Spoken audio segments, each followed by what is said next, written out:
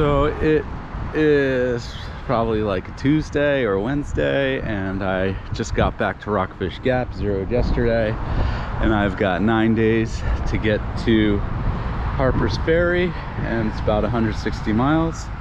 So just came from the other side of that bridge. There's a guy sitting down there if you can see him, and I'll be going down over that bridge and starting the trail today, getting into Shenandoah Park. Gotta stop at the permit station and get a permit, and then I'm gonna try to do about 20 miles, and I'll probably try to keep that pace up. It's nice and cool and breezy right now. It's about 7:30 if I didn't say, and ready to get going.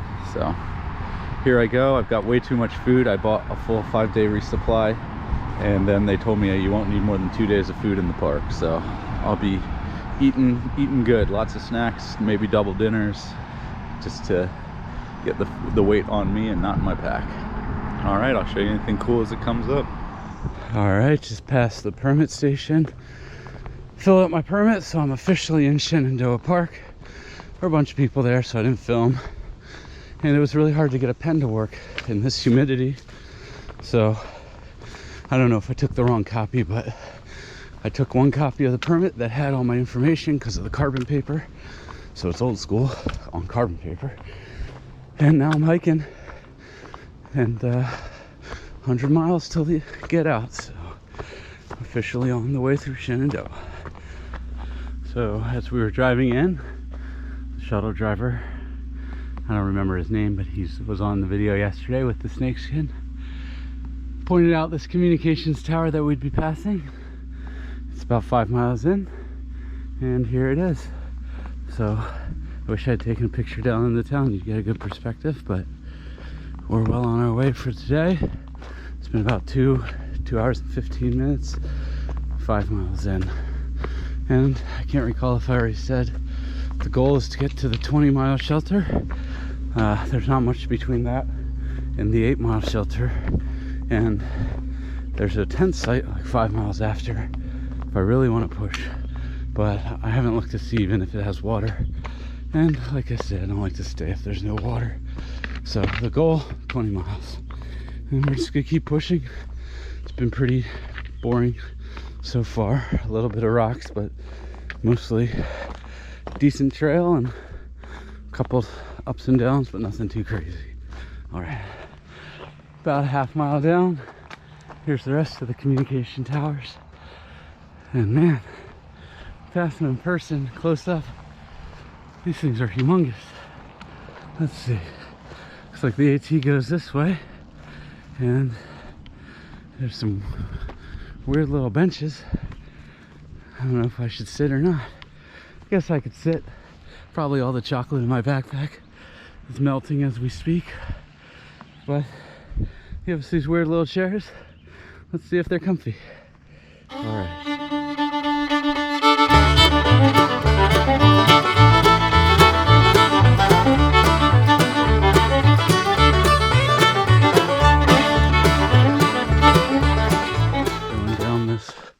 Little rocky hill.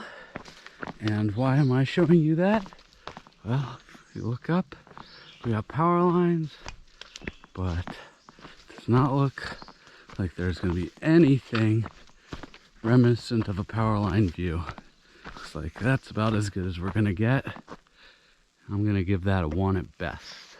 And that way, nothing. If there's anything further down though, I'll show you.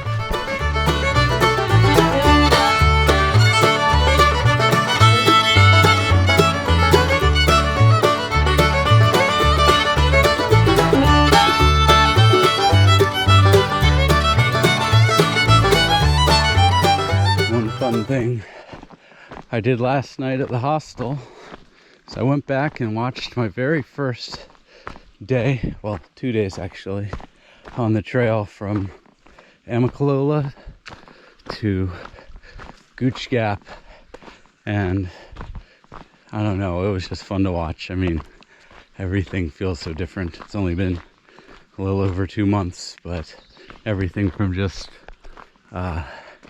you know, the terrain and the foliage to you know, I think I did 14 miles my second day, or 13, which is just so light now. Like now I would consider that a very light day. Then it was very challenging. So I don't know. I was just thinking about how glad I am that I shot some video, because you know, I went back and looked at it. I bet when this is all over, I'll probably go back and watch all of them. And yeah, what a fun time. So I just thought I'd mention that, because yeah, it was just really interesting how different it was only 2 months ago.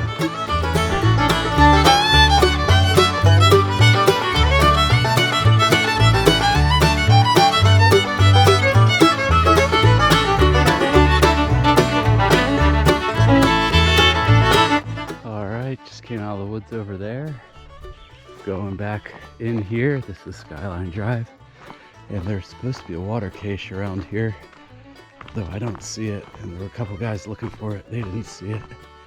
Hopefully we find it, because the next water is like 8.5 miles away, and there's not a bad uphill, but there is an uphill between there and here, and there's no water, so maybe it's down a bit. I don't know. But keep my fingers crossed. All right. No luck on the water cache there. But I did just pass a guy who was slack packing south, who was at the same hostel last night. And I asked him if he knew anything about it. He said there's a big water cache about an hour from here, so that should be fine. It's about another 3 miles or so, but I still have water. 10 miles would have been a stretch on what I have. I mean, I wouldn't die or anything, but I would have been pretty dehydrated, and I would have had to stop and just drink water and camel up. But hour, I've got plenty, so I'll get there and fill up. And it's not a weekend, so there shouldn't be too many people before me who get there to drink it all before I get there. So that's the water situation. Not too bad. I was a little worried when I didn't see the cache there, but I guess they took it to the next gap. All right. So,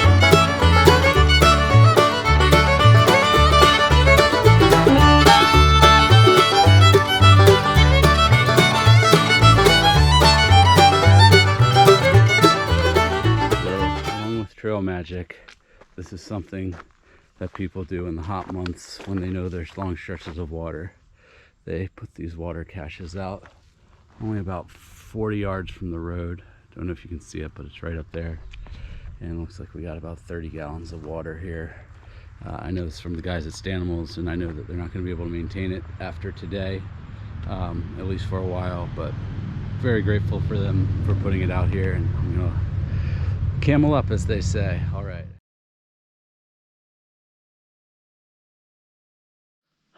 All right, so I'm at this shelter. It's only about 4 o'clock. I think this is called like Black Rock Shelter. And I wasn't gonna stop here. It's gonna keep going. There's a campground 6.2 or 6.4 miles further, which would have made it like a 27-mile day. But the terrain hasn't been really tough. But I started hearing thunder, so I came down here, and what I'm gonna do is just eat, and we'll see how this progresses. And if I stop, I stop. Still 21, it's not bad, even though I wanted to push a little further. And on the plus side, I'll probably get to that next one, the campground, after 9, which means the store will be open and I can buy a soda or something. So we'll just see what happens with this storm. I mean, I could wait here and leave probably as late as 5 or 5:30 and still get there with plenty of time to set up before dark. So that's the plan. But this one's pretty nice. It's all stone. I don't know if you can see in the dark. And there's a bear box around the corner there. Big brick and stone fireplace. Looks like the water's pretty close. So if I do stay here, it certainly won't be bad living for the night. All right.